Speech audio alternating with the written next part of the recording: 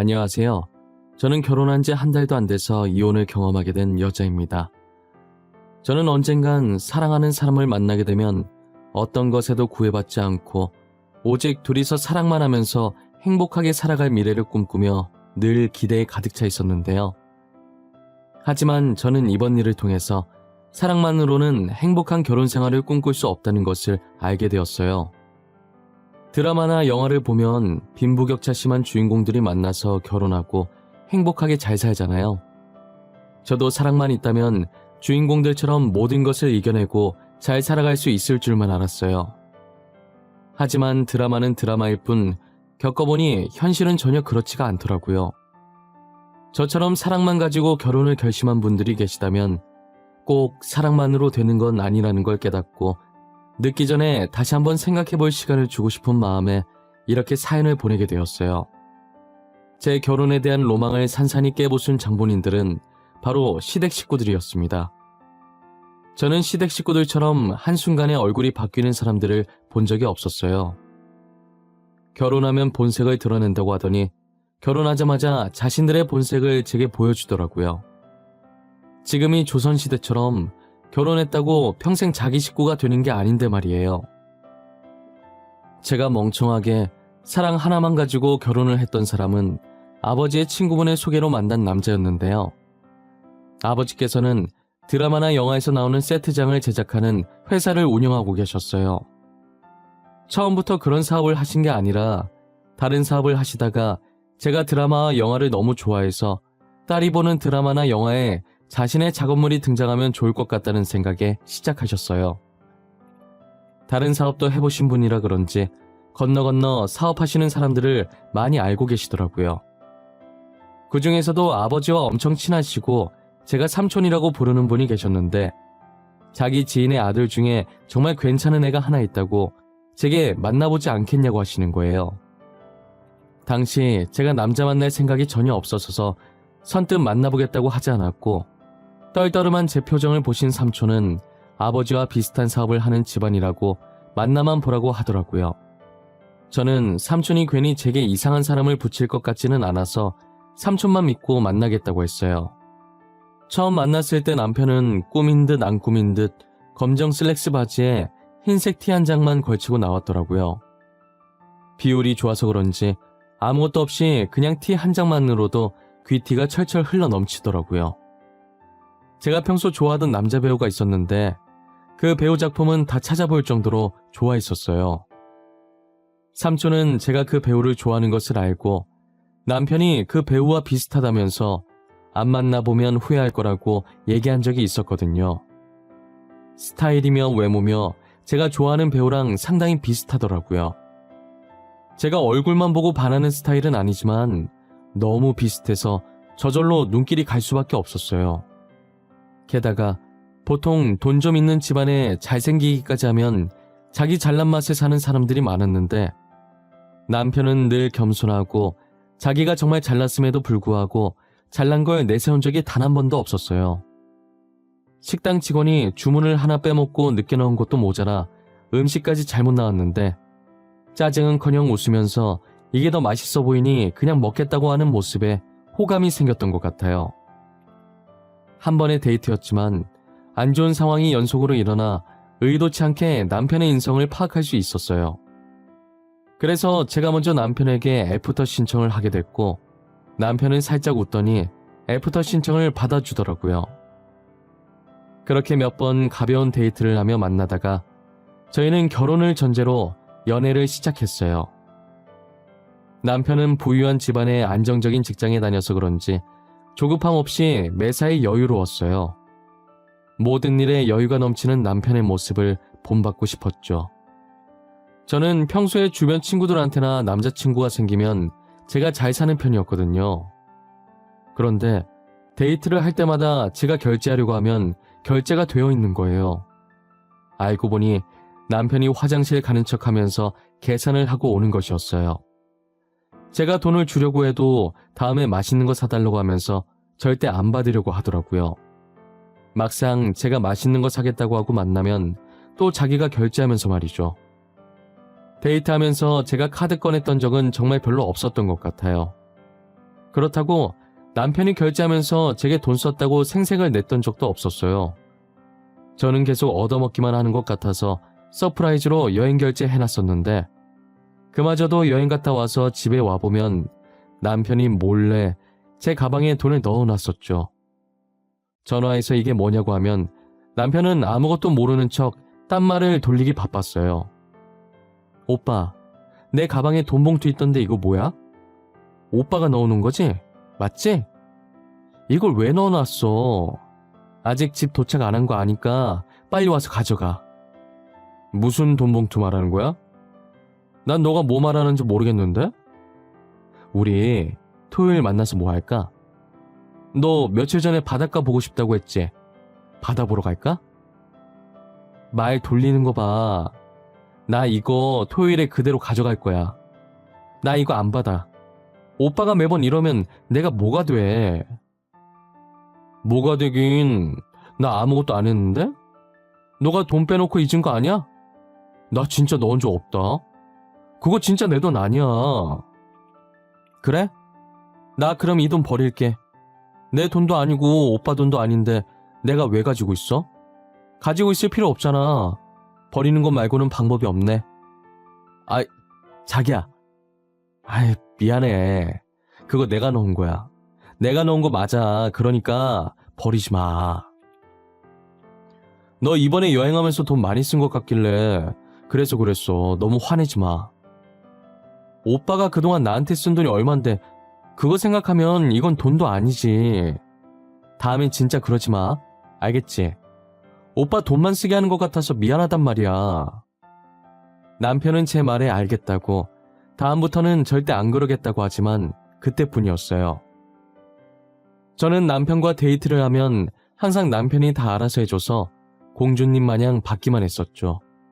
그런데 저를 공주님처럼 모시던 남편이 얼마 전부터 무언가에 쫓기듯 바쁘게 생활하더라고요. 데이트 날짜 잡기도 힘들고 만나도 카페에서 얼굴만 잠깐 보고 집으로 들어가 버리는 거예요. 정말 간만에 데이트다운 데이트를 하면 계산할 시간이 다가왔을 때 딴청을 피우면서 계산을 미루더라고요. 저는 커플 사이에 누가 계산하든 상관없었고 그동안 얻어먹은 것도 많아서 제가 계산하고 신경을 안 썼어요. 매일같이 남편과 데이트하던 제가 친구와의 만남이 더 많아지자 친구가 묻더라고요. 요즘 왜 이렇게 자기를 자주 만나냐고. 혹시 남편과 헤어진 거냐고요. 뭐냐? 너 요즘 왜 이렇게 나를 자주 만나줘? 남자친구 생기면 연락도 잘 안 하면서. 너 설마 남자친구랑 헤어진 거야? 아니지?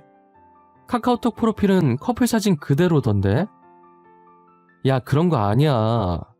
그냥 오빠가 요즘 바쁜가 봐. 도통 얼굴 볼 시간이 없네.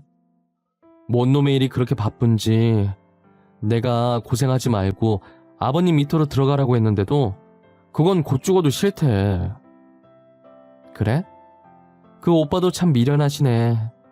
나였으면 그냥 편하게 살았을 것 같은데. 야, 나 갑자기 안 좋은 촉이 왔는데. 아니다. 왜 뭔데? 사람 궁금하게 하고 말 안 해주기 있냐? 빨리 말해봐. 무슨 촉이 왔는데. 내가 알아서 걸러 들을 테니까 말해봐. 아니, 진짜 심각하게 듣지는 말고 그냥 내 느낌이 그렇다는 거니까 걸러서 들어. 알겠지? 혹시 너네 오빠 데이트 날짜 잡으려고 하면 피하고 연락도 잘 안 되고 너한테 돈도 잘 안 쓰셔? 야, 어떻게 알았어? 데이트 날짜는 뭐 내가 너 만나는 횟수 보면 알 거고 원래 연락 잘 됐었거든? 요즘 진짜 안 돼.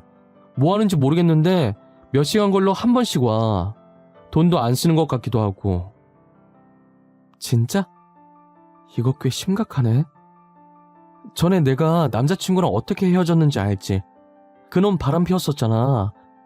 그놈이 딱 이랬어. 맨날 데이트 피하고 연락 안 되고 돈도 나한테 안 쓰고 걔한테 썼었지. 에이, 그건 아니야. 우리 오빠 여자인 친구도 없어. 남중 남고 출신이라 회사에서도 다 남자 직원들밖에 없었어. 혹시나 남녀 문제 생길까봐 사장님이 남자만 뽑았다더라. 저는 당시엔 친구의 말을 귀담아 듣지 않았었어요. 하지만 남편은 제가 결혼하자는 말에도 계속 대답을 피하고 다음으로 미루더라고요. 그러면서 친구의 말대로 정말 남편에게 다른 여자가 있는 게 아닌가 하는 의심이 들기 시작했죠. 그게 아니라면 갑자기 저를 이렇게까지 피할 이유가 없을 것이라고 생각했거든요. 그렇게 혼자서 단정 짓고 나니 남편에게 정이 떨어지는 거예요. 헤어질까 말까 고민하고 있을 때 남편이 술에 취해서 저한테 전화했더라고요. 저는 술 취했으면 그냥 집에 가서 자라고 했는데 제게 꼭 할 말이 있다는 거예요. 제가 술 깨고 제정신일 때 말하라고 하자 제정신일 땐 못하겠어서 술 기운 빌어서 하는 거라고, 말할지 말지 고민 정말 많이 했으니까 지금 이렇게 마음먹었을 때 제발 나와달라고 하더라고요. 목소리도 평소답지 않게 기운이 없어 보여서 남편이 기다리고 있겠다고 한 공원에 나갔어요. 남편은 술에 많이 취했는지 앉아있는데도 고개를 꾸벅거리며 휘청이더니 저를 보자마자 씩 웃더라고요. 자기 옆에 앉으라는 듯 손으로 옆자리를 두드리길래 한숨을 쉬고 남편이 두드린 자리에 앉았어요. 그러더니 작은 목소리로 주저리 이야기를 하기 시작하더라고요. 시영아, 나 너랑 헤어지기 싫어. 요즘 너 눈 보면 나한테 헤어지자고 할 것 같아. 있잖아, 사실 그동안 말 못했는데 우리 집 사정이 많이 안 좋아. 부모님 회사가 많이 힘들어. 그게 무슨 소리야? 아버님 회사가 힘들다니. 나 삼촌한테 그런 말 들은 거 없는데? 얼마나 어떻게 힘든 건데 이렇게 심각한 일을 왜 혼자 앓고 있었어? 내가 지금껏 모았던 돈으로 어찌저찌 버티고 있었는데 턱없이 부족하네? 아마 아저씨도 모를 거야. 주변 사람들한테 피해주기 싫어서 말 안 했어. 혼자서 얼마나 힘들었어. 나한테 말 좀 해주지. 나는 그것도 모르고 오빠가 다른 여자 생긴 거 아닌가, 나한테 질린 게 아닌가 이런 생각만 했는데 너한테 떳떳한 남자가 되고 싶었는데 이런 모습 보이기 싫었는데 그래서 너가 결혼 얘기했을 때도 피했고 데이트하자고 했을 때도 피했어. 돈이 없어서. 나 오빠 여자친구야. 힘들 때 기대라고 있는 사람 아니야? 왜 혼자 그러고 있었어? 내가 얼마 되진 않지만 그래도 모아둔 돈이 있거든? 그거라도 보태줄게. 아니야, 네가 왜 그래. 나 그러라고 말한 거 아니야. 헤어지는 게 무서워서 말하는 거야. 이런 상황인데도 나를 기다려줄 수 있냐고 물어보고 싶어서. 저는 바람 피는 것만 아니면 된다고, 언제든 기다려줄 수 있으니까 이상한 생각만 하지 말라고 했어요. 그리고 얼마 되진 않지만 조금이나마 보탬되고 싶어서 모았던 돈도 남편에게 줬어요. 남편은 고맙다고, 너무 미안하다고 제 손을 붙잡고 울더라고요. 하지만 남편과 제 노력에도 불구하고 얼마 지나지 않아 남편 부모님 회사는 부도 처리가 됐어요. 한순간에 집과 돈을 잃은 시부모님은 당시 남편이 살고 있던 원룸에서 여동생까지 네 가족이 살게 됐죠. 남편은 부모님의 회사가 망하고 더 이상 제게 피해줄 수 없다며 이별을 통보했지만 저는 남편을 이대로 포기할 수 없었어요. 친정 아버지께도 이 상황을 말하고 앞으로 남편과 어떻게 하면 좋을지 조언을 구했어요. 아버지께서는 평소 남편의 인품을 잘 알아서 힘들 때 사람 내치는 거 아니라며 남편이 계속 저를 밀어낸다고 해도 잘 보듬어 주라고 하시더라고요. 아버지의 말씀처럼 아무리 남편이 밀어내도 저는 남편 옆에 꼭 붙어 있었어요. 남편을 비롯해 시아버지, 시어머니, 그리고 신우까지 제가 다 챙겼었죠. 저는 끝까지 남편을 포기하지 않았고 제 바람대로 결혼까지 진행하게 됐어요. 아무래도 집안 차이가 나다 보니 신혼집과 혼수가 걱정이더라고요. 저희가 집을 해가고 시댁에서 혼수를 해주시기로 했지만 솔직히 혼수해주실 형편이 아니셨거든요. 그래서 결혼 비용과 혼수도 저희 쪽에서 처리하자고 친정 부모님께 말씀드렸었죠. 부모님도 사업하는 사람이라 부모님도 사업하는 사람이라 부도나면 얼마나 힘든지 알기 때문에 더 잘 사는 사람들이 도와주자며 제 말에 수긍하셨어요. 대신 저희 집에서 신혼집을 해가는 것이니 당연히 집 명의를 제 앞으로 하는 걸로 했어요. 이 소식을 시어머니께 말씀드리니 뭐가 불만인지 눈썹을 꿈틀거리시더라고요. 어머님, 왜 그러세요? 혹시 마음에 안 드는 거라도 있으세요? 혼수 때문이라면 정말 걱정 안 하셔도 돼요. 혼수도 저희 쪽에서 해갈 거예요. 그게 아니라 집 명의를 네 이름으로 한다고? 아니, 네 이름으로 하는 건 당연한데 우리 아들이랑 공동 명의로 하는 게 아니라 너 단독으로 한다 이 말이야? 네, 그게 왜요? 저희 아빠께서 해주시는 거니 당연한 거 아닌가요?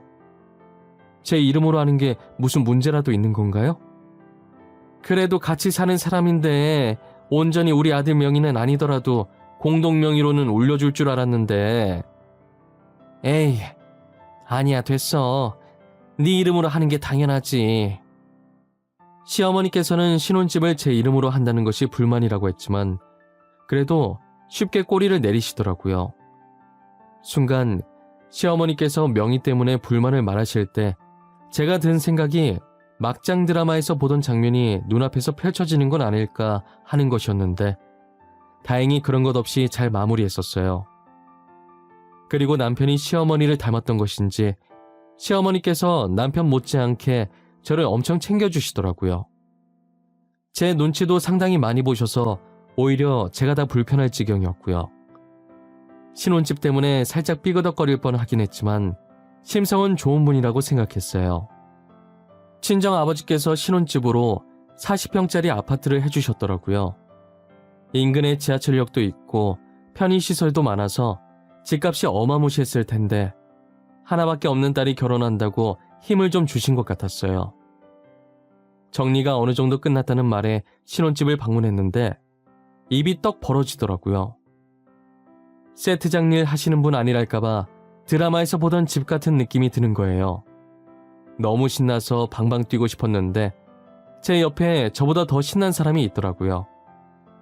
시어머니께서는 집이 너무 이쁘다면서 가구 이것저것 만져보시더니 가전제품 몇 가지를 손가락으로 정확히 콕 집으면서 자기 집에도 있으면 좋겠다면서 은근히 티를 내시더라고요.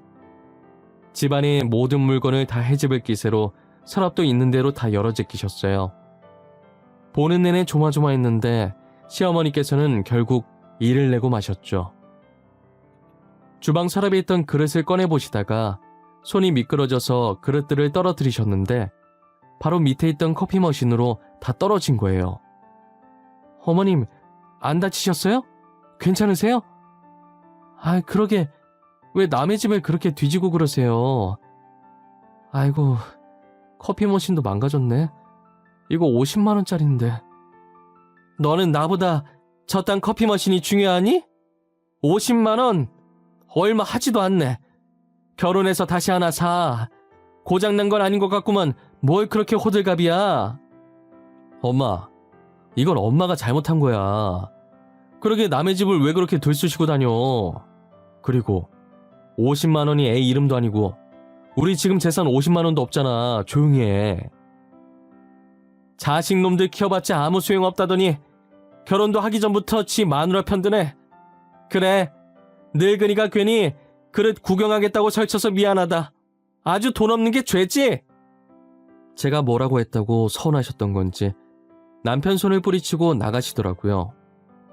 늘 인자하던 시어머니께서 처음 화내시는 걸 보고 저도 많이 당황해서 어쩔 줄 몰라 했어요. 남편은 어차피 붙잡아봤자 화만 내신다고 시간 지나면 알아서 화 풀리시니까 그냥 집에 가게 가만히 놔두라고 해서 남편 말대로 했어요. 그 뒤로 저는 결혼식 때까지 시어머니 얼굴을 보지 못했어요. 저도 결혼 준비하느라 만나뵐 시간이 없기도 했고요. 그래도 결혼식 날 만난 시어머니 얼굴엔 웃음꽃이 가득 피셨더라고요. 저를 보고 반갑게 안아주시더니 못난 아들이랑 결혼해줘서 고맙다고 앞으로 잘 부탁한다고 하셨어요.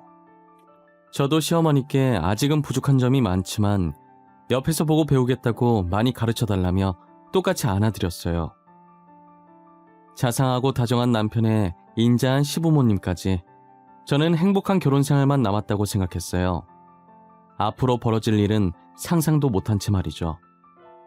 그렇게 꿈만 같던 신혼여행을 마치고 온 뒤 남편의 손을 잡고 신혼집에 들어갔는데요. 들어가자마자 신발장에 못 보던 신발들이 널브러져 있는 거예요. 신발을 보고 불길한 기분이 들었고 남편 얼굴을 쳐다보니 남편도 신발을 보고 당황해 하더라고요. 저는 신고 있던 신발을 대충 벗어던지고 집 안으로 들어갔어요. 거실에 가보니 정말 기가 찬 광경이 제 눈앞에 펼쳐져 있더라고요. 시부모님을 비롯해 신우까지 거실을 떡하니 차지하고 고기를 구워 먹으면서 TV를 보고 있는 거예요. 어이가 없어서 말도 안 나오길래 말없이 뒤에 있던 남편을 쳐다봤어요. 아니, 여보 그게 우리 들어올 때까지만 여기서 살아보면 안 되겠냐고 하셔가지고 우리 들어올 때는 흔적도 안 남긴다고 하셨는데 아직도 이렇게 계실 줄은 몰랐어. 지금 그걸 말이라고 해? 왜 나한테 말도 없이 이러는 거야? 여기 당신만 살아? 나도 살아. 여기 엄연히 내 집이야.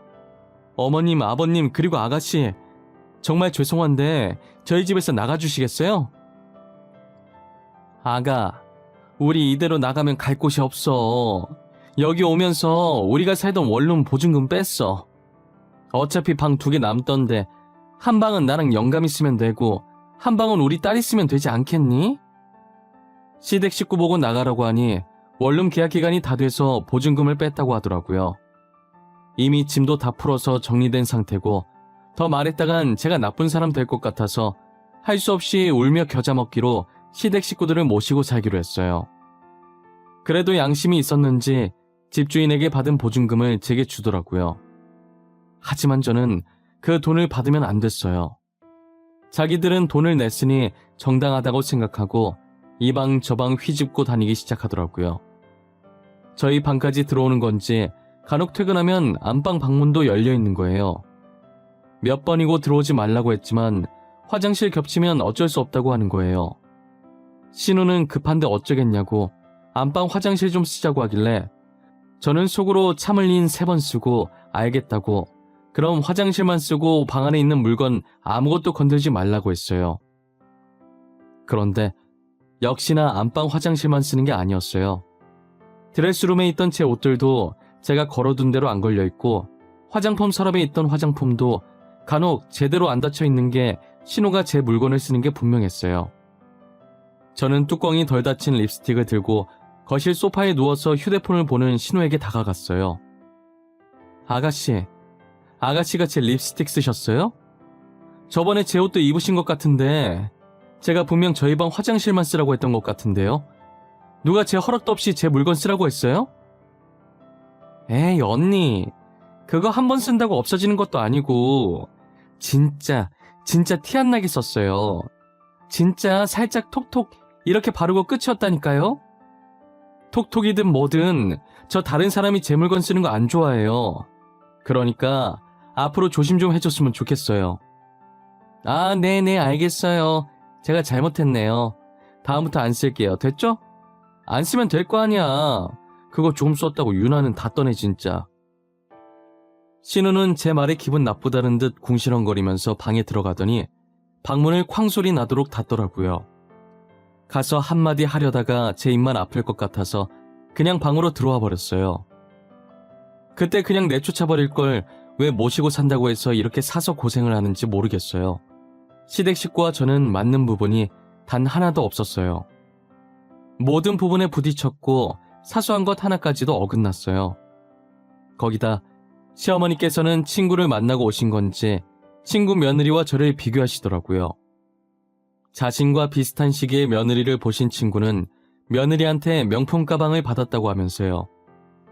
아무리 지금은 이런 신세지만 왕년엔 잘 나갔던 사모님인데 명품 가방 하나 선물 안 해주냐더라고요. 저는 혼수 준비하면서 시댁 식구들에게 어울릴만한 선물을 다 해드렸거든요.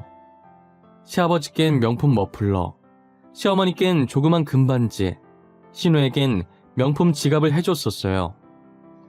그리고 연애하면서 자잘한 기념일마다 다 챙겨드리고 결혼하고서도 사고 싶다는 거 있으면 사드렸었어요.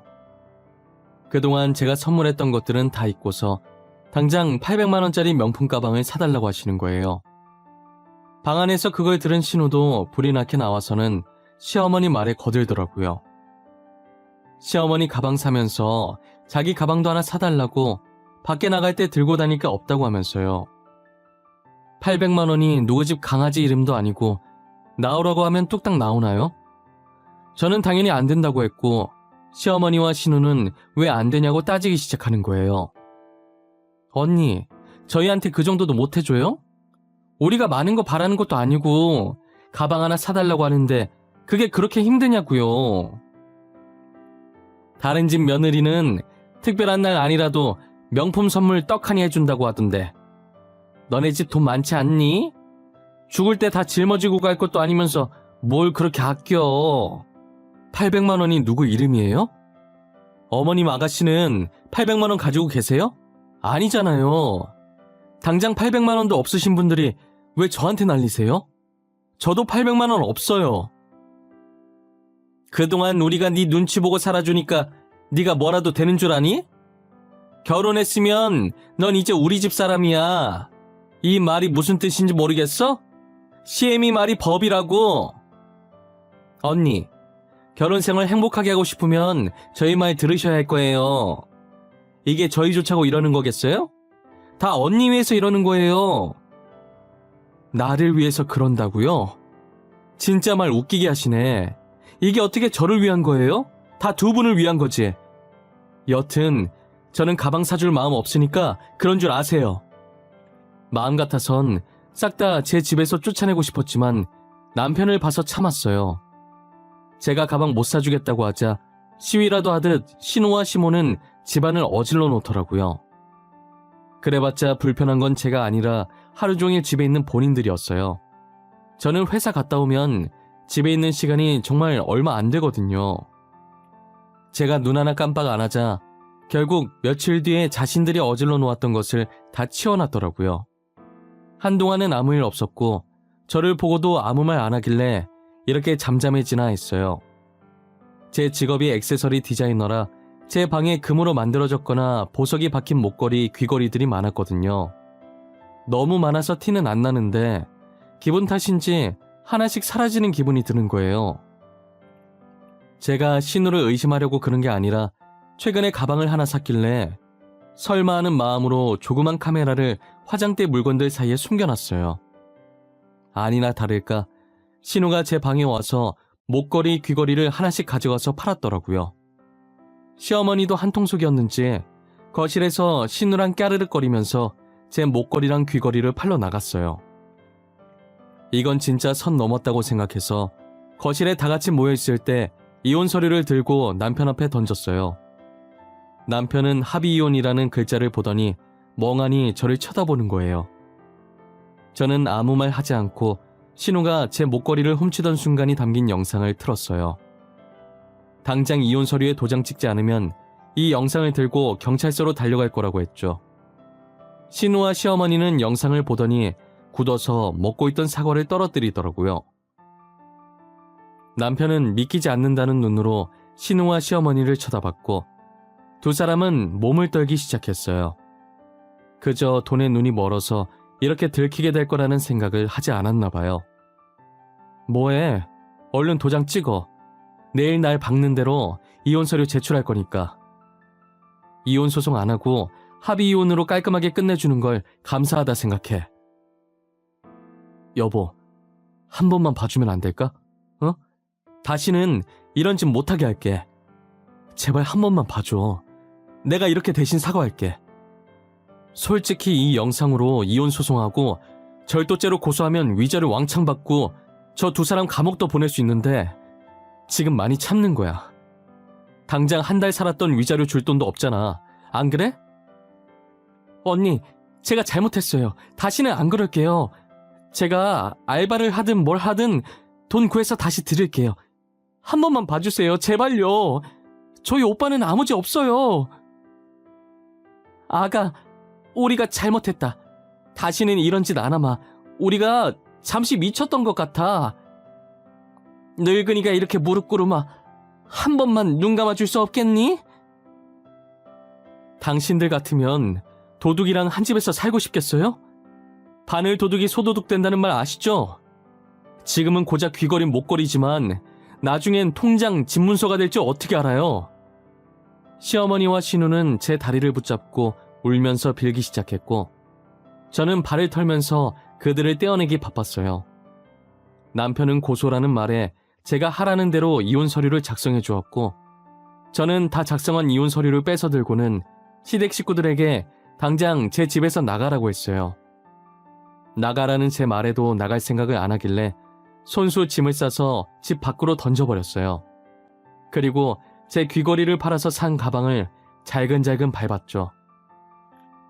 신우는 울다가 가방을 밟는 모습을 보고 소리 지르면서 제 발을 떼려고 하는 거예요. 이미 가방엔 신발 자국이 났고 찌그러졌는데 그걸 소중히 안고 울더라고요. 정말 그 모습이 얼마나 한심하던지 먹고 떨어지라고 신우가 평소 탐내던 제 가방을 던져주고 문을 닫았어요. 시댁 식구들을 쫓아내고 텅 빈 거실을 보니 속이 시원했어요. 그렇게 저는 결혼한 지 한 달도 안 돼서 이혼을 하게 되었어요. 과연 돈도 없이 어떻게 살아갈까 싶었는데 며칠 전 우연히 중고거래 사이트에 제 가방과 찌그러진 가방 그리고 제가 못 봤던 명품 가방 하나를 팔고 있는 신우를 발견했어요. 제 가방과 명품 가방은 상태가 좋아서 금방 팔린 것 같은데 찌그러진 가방은 아직 안 팔렸더라고요. 팔린 가방 2개 중고가를 보니 얼추 보증금은 나오겠더라고요. 아마도 가방 2개를 팔고 원룸 보증금을 겨우 구한 것 같았어요. 발자국 찍히고 찌그러진 가방 사진이 중고거래 사이트에서 튀어나오는 게 어찌나 웃기던지요. 간만에 배꼽 잡으면서 엄청 웃었던 것 같아요. 우울할 때마다 그 사진 보면서 웃으려고 저장까지 했어요. 고작 한 달밖에 겪어보지 않은 결혼 생활이지만 다시는 경험해보고 싶지 않아요. 차라리 죽을 때까지 혼자 사는 게 더 편할 것 같아요. 제 사연은 여기까지입니다. 제 사연을 보시는 분들 중에서도 결혼을 약속한 사람이 있을 거예요. 사랑의 힘으로 모든 것을 이겨낼 수 있는 사람이 있는 반면 저처럼 사랑의 힘으로도 안 되는 것들이 있어요. 그러니 여러분들도 제 글을 통해 많은 것을 배우고 느끼셨길 바라요. 다들 건강하시고 봄이 다가오듯 여러분들 앞에도 봄처럼 따뜻하고 항상 꽃길만 가득하길 바랄게요.